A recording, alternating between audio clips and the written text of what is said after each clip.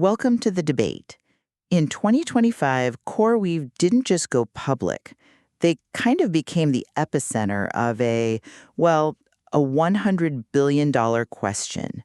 Are they the next inescapable cloud operating system or, just an over-leveraged hardware rental company waiting to be crushed by the likes of Microsoft and Amazon? Yeah, it is the ultimate public market battleground right now. I mean, we are looking at a capital expenditure landscape that is moving at unprecedented velocity. Hardware degrades in relevance in, a matter of months? And the financial engineering behind the scenes is frankly as complex as the software engineering. Exactly. Following its March 2025 IPO, you really can't talk about AI infrastructure without talking about CoreWeave. So today, we're grounding our analysis deeply in their first year of public filings. We're looking at the 2025 annual report, the 2026 proxy statement, and those highly specific, sometimes pretty contentious exchanges from their earnings calls and sell-side conferences over the past year. The financial narratives here are just as extreme as the technological leaps.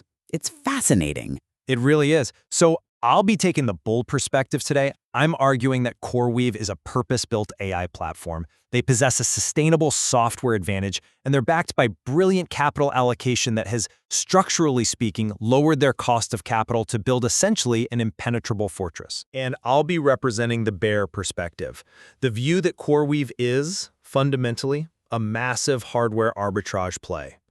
The management execution has been genuinely mixed, to put it politely, and the business model remains highly vulnerable to hyperscaler competition the absolute second the current GPU supply normalizes. All right, let's lay out the foundation of how we got here. Over the past year, I think skeptics fundamentally misunderstood CoreWeave's value proposition. The historical bear thesis assumed CoreWeave was just an NVIDIA reseller. Buy a chip, mark up the rental price, and profit. But their primary advantage is the proprietary software orchestration layer. It's CoreWeave Mission Control. But, isn't that just a fancy dashboard for renting servers? Not all, and that's the crucial distinction here. AI training isn't like running a traditional web server, where workloads are isolated. Training a frontier AI model is a synchronous job spread across tens of thousands of GPUs. If GPU number 45,000 fails, the entire multi-million-dollar training run stops. Right. You are burning thousands of dollars a minute in idle time.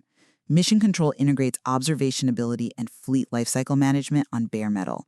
It automatically identifies a failing node and reroutes the workload in milliseconds. Which is a great technical achievement, sure. It is the business. It's the reason their contracted revenue backlog exploded from $55 billion in Q3 of 2025 to nearly $100 billion by Q1 of 2026. This isn't just theory. It is staggering demand durability. On top of that, management has utilized self-amortizing debt and executed strategic M&A, like the Core Scientific acquisition, to brilliantly navigate this unprecedented scaling phase. I come at it from a different way. Look, intellectual honesty requires me to admit that the top-line growth is undeniable. Hitting 168% year-over-year revenue growth in 2025 to reach over $5.1 billion is a monumental, historic achievement. Huge. The demand generation is absolutely peerless. But the unit economics tell a completely different story. How so? Well, if we look at the historical debate over management forecasting, the bears were actually proven right on the margins. Management initially guided to $800 to $830 million in adjusted operating income for fiscal year 2025, and what did they deliver? $666 million. Exactly, $666 million. We saw a negative 12% adjusted net loss margin. Skeptics warned that scaling this fast would absolutely crush their margins, and, it did. The massive capital expenditure requirements, nearly $15 billion in cash in 2025 alone, reveal them as a highly leveraged hardware deployer. I see why you think that, but let me give you a different perspective on the margin compression risk. Let's look at the actual competitive moat. At the Morgan Stanley conference in early 2026, Keith Weiss rightfully pushed management on whether they are just providing capacity in a shortage. But third-party consultants like SemiAnalysis consistently validate CoreWeave as the most performant. Performant, yes. And more importantly, I want to ask you about the variant perception the street is just ignoring right now. the 80% storage attach rate they revealed in Q4 2025. You're referring to customers buying CoreWeave's data storage alongside the compute power. Exactly. If they are just a hardware landlord, how do you explain that 80% attach rate? Think of it this way. They aren't just renting out empty warehouse space. They are building the entire electrical and plumbing system for these AI labs. And in the cloud, plumbing is data gravity. If a customer moves 50 petabytes of training data into CoreWeave's object storage, moving it out to a competitor later would cost millions in egress fees and weeks of transfer time. Yeah, egress is painful. Once you land there, you stay. Doesn't that look like deep software lock-in to you? I'm sorry, but I just don't buy that. Let me tell you why. You have to look at the broader market structure. I want to channel Tyler Radke's incisive question from the Q3 2025 earnings call here. He pointed out the macro environment. Microsoft signed a $250 billion infrastructure deal with OpenAI. Oracle signed a $300 billion deal. When the hyperscaler giants, Microsoft, AWS, Google, when they are writing checks that large, what is CoreWeave's unique value proposition 3 to 4 years down the line when GPU supply finally equals demand? CoreWeave's proposition is that they don't have legacy cloud bloat. But the hyperscalers have something CoreWeave doesn't: bottomless balance sheets. They can absorb massive margin compression to win workloads. CoreWeave simply cannot survive a price war. The $100 billion backlog you're citing is a permanent software mode. I argue it's an illusion created by the current GPU shortage. Clients go to CoreWeave today because they literally cannot get the compute anywhere else. I don't agree that it's just a shortage play. The second Microsoft has excess capacity, that data gravity lock-in gets bought out by Microsoft, offering free data migration and heavily subsidized compute. I'm not convinced by that line of reasoning because it assumes the hyperscalers can offer the same performance. They can't. CoreWeave's upstack software acquisitions, like weights and biases, mean they're giving AI developers the exact tools they need, perfectly integrated. But let's follow the money, because your argument rests on CoreWeave's balance sheet being a weakness. If their software moat is so strong, why did their balance sheet force them to buy a crypto miner with equity? Oh, I'm glad you brought up the July 2025 acquisition of Core Scientific, because it is the defining transaction of the year. Management spins this as a masterstroke of verticalization. It secured 1.3 gigawatts of power in an energy-constrained world. That is pure gold. I view that all-stock acquisition, done at a 0.1235 exchange ratio, not as strategic verticalization, but as an opportunistic bailout for a strained balance sheet. Listen to CFO Nitin Agrawal's comments at the Deutsche Bank conference. He explicitly stated that they were, and I quote, willing to equitize some portion of our lease obligations. Well, explain the mechanics of that for the listener, because I think it's often misunderstood. Absolutely. So when you build the data center, you typically sign a massive multi-year lease for the building and the power. That is a cash obligation. Equitizing that lease means instead of paying cash, which CoreWeave was burning through rapidly, by the way, they use their stock to buy the underlying asset and cancel the lease. Right. It's a massive tell. It proves their capital structure was buckling under the weight of $14.8 billion in 2025 capex. They had to dilute their shareholders and use equity to buy their way out of lease obligations because financing those leases traditionally was becoming prohibitively expensive. That's an interesting point, though. I would frame it differently. The Core Scientific deal is exactly where the historical debate proved the bulls correct on capital allocation. Yes, they used stock, but look at the return on that equity. By verticalizing, they eliminated $10 billion in future lease liabilities off the balance sheet. They gained control of the foundational layer of their AI cloud, targeting $500 million in run rate savings by 2027. But at the cost of shareholder dilution? Dilution that unlocks something far more valuable, which is cheap debt. Owning those hard assets directly led to the $8.5 billion delayed draw term loan 4.0 in Q1 of 2026. And why is that specific loan structure so important? Because of how infrastructure is built. A delayed draw term loan means you secure the massive line of credit up front, but you only pull the cash, and crucially, you only start paying interest on it on the exact day the servers hit the data center floor. It perfectly maps their debt servicing to the revenue generation. Management's capital allocation here was practically matched to the exact scale of the AI boom. They traded equity for structural permanence. and structurally lowered their weighted average cost of capital. If your cost of capital is lower than your return on invested capital, you win the infrastructure game. They lowered their debt costs, sure, but we need to talk about whether we can even trust the return on invested capital numbers they are reporting. Which brings us to the integrity of their financial disclosures, and frankly, the quality of this management team. I agree. Management credibility is a key input into how these debates resolve. Where do you think they've fallen short? The track record demands absolute intellectual honesty. On one hand, they have systematically overpromised on operating leverage. We already discussed a Q1 2025 earnings call where they promised over $800 million in adjusted operating income and completely missed it. But what concerns me more is the disclosure integrity around capital intensity.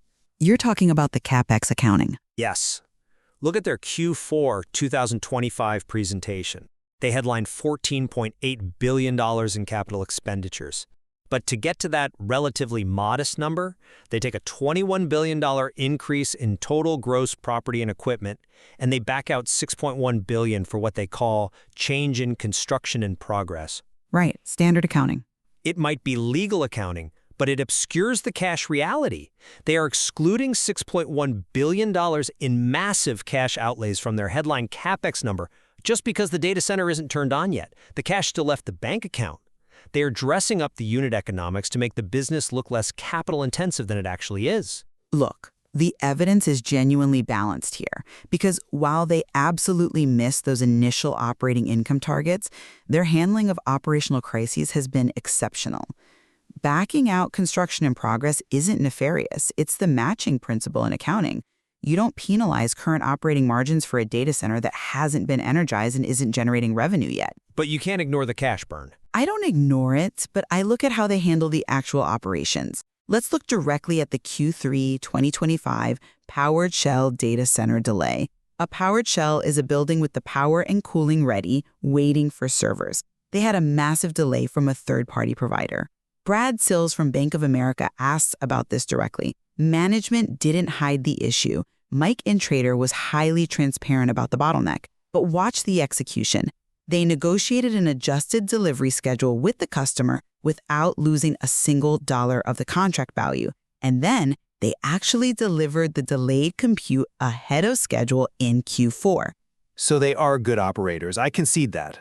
They are incredible operators. So yes, they were too optimistic on early margin expansion during unprecedented hypergrowth. But on operations, revenue durability, and transparency when things go wrong, they are highly credible. That's a fair defense of their operations, but it doesn't change the balance sheet reality. When Anastasia Gashko pressed them at the BOFA conference on their pathway to an investment-grade credit rating, it became clear that the sheer volume of capital required to stay relevant is staggering. They are guiding to $31 to $35 billion in CapEx for 2026. It's a massive number. It is sovereign nation-level infrastructure spending. A company that just crossed $5 billion in revenue is going to spend $35 billion in cash in a single year. If management continues to miss their margin targets while deploying $35 billion, the leverage will consume them. I'm not convinced by that line of reasoning because it ignores the actual structure of the debt. They aren't taking blind risks. They are utilizing self-amortizing debt facilities backed by guaranteed multi-year customer contracts. The debt pays itself down via the contracted revenue. If a customer defaults, CoreWeave repossesses highly liquid, highly demanded GPUs and re-rents them tomorrow. It is structurally isolated risk. But let's look forward. How do we prove who is right? What are the catalysts over the next 12 to 24 months?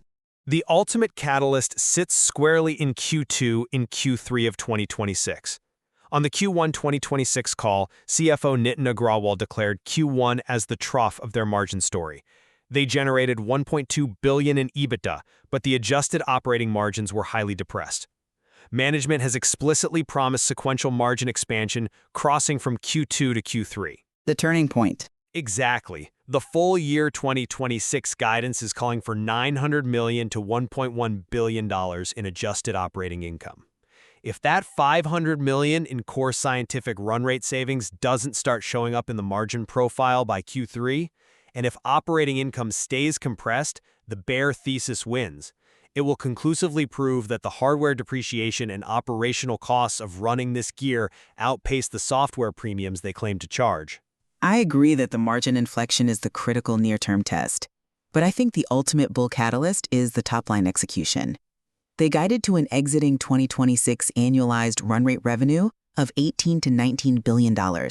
That is a staggering jump from where they are now. It is, but if they hit that $19 billion ARR while maintaining the lower capital costs from their new debt facilities, the software moat thesis is completely validated. At that scale, the current debates about hardware commoditization will fade entirely. They will be replaced by debates about their PaaS, platform as a service, monetization. Platform as a service, meaning the software tools on top of the compute. Exactly. Because once you have $19 billion of recurring revenue flowing through CoreWeave Mission Control, you aren't just a hardware provider anymore. You have the developers locked in. You are the definitive operating system for global artificial intelligence.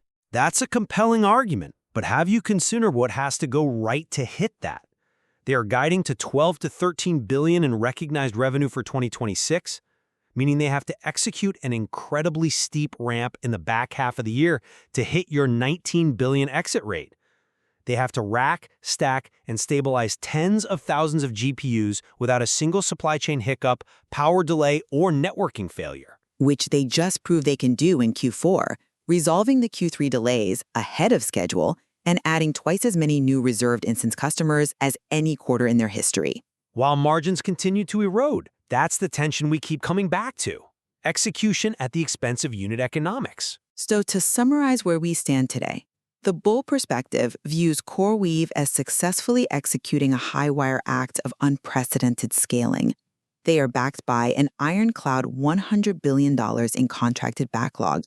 They have real software differentiation via mission control that drives 80% storage attach rates. And despite some forecasting misses, they possess a management team that has demonstrated transparent, rapid resolution of operational hurdles. They treated equity to buy Core Scientific, secured their power destiny, lowered their WACC, and the flywheel is spinning. And the bear perspective looks at the underlying financial physics. The $31 to $35 billion in upcoming CapEx is terrifying. The undeniable initial margin forecasting misses destroy some of that management credibility. And the lurking shadow of hyperscalers with bottomless balance sheets threatens to commoditize their entire offering. The massive infrastructure deployment suggests the unit economics may never stabilize enough to justify the current valuation once the GPU market inevitably normalizes. Hardware arbitrage is a great business right up until the exact moment it isn't. It is clear that evaluating CoreWeave requires balancing incredible, historic top-line operational execution against evolving, highly leveraged unit economics. The evidence is genuinely balanced because their demand generation is peerless, yet their margin stabilization remains a future promise. The next 12 to 24 months are going to be fascinating to watch. We just need to keep our eyes glued to that Q2 to Q3 2026 margin inflection. That is the crucible where this narrative will be forged. Indeed. The financial blueprints for this era of infrastructure are being written in real time. Whether CoreWeave is building an enduring cloud operating system or just executing a highly leveraged hardware trade will depend entirely on where those margins land. Thank you for joining us, and we'll leave it to you to watch those catalysts and form your own conclusion.